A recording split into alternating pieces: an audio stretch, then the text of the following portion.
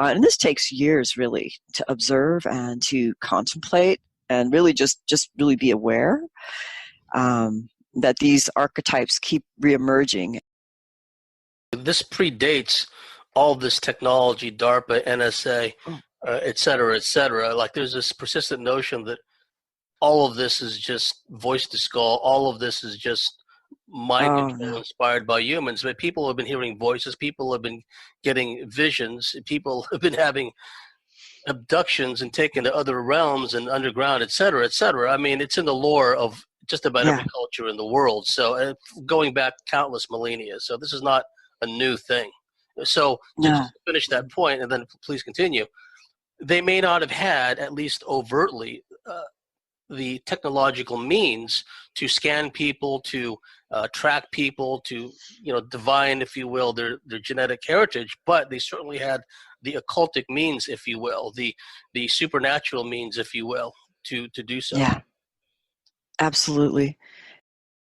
And there are certain archetypal themes that do pop up. The hooded man, the beings in hooded robes, and some of these beings, I mean, they are objectively real. They are there, not necessarily in our frequency, but in another one that has the means to interact and influence, malignly influence our frequency. And what I've come to notice also, Evie, talking about this AI / demiurgic force, if demiurgic is a word, we've known that these hyperdimensional and extraterrestrial entities have the means to essentially read thoughts, essentially know what's in our conscious and our subconscious.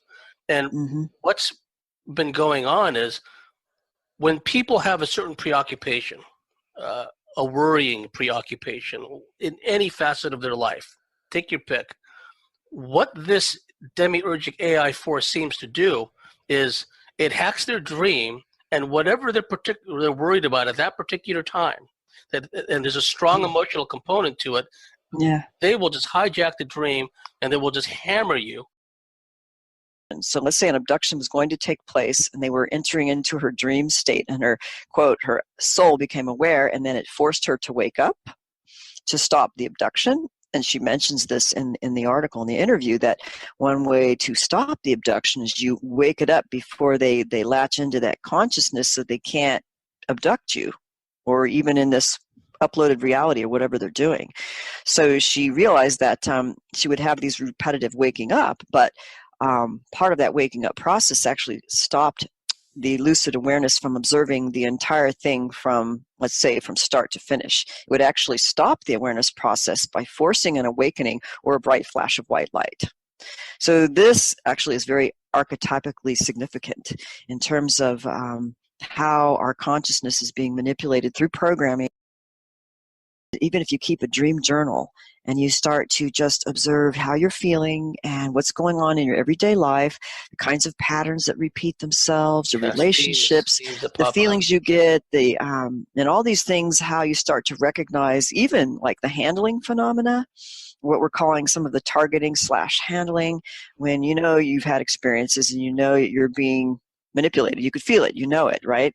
And just starting to observe that process and the patterns that take place, and then noting it down and to observe the cause and effect and how this is taking place.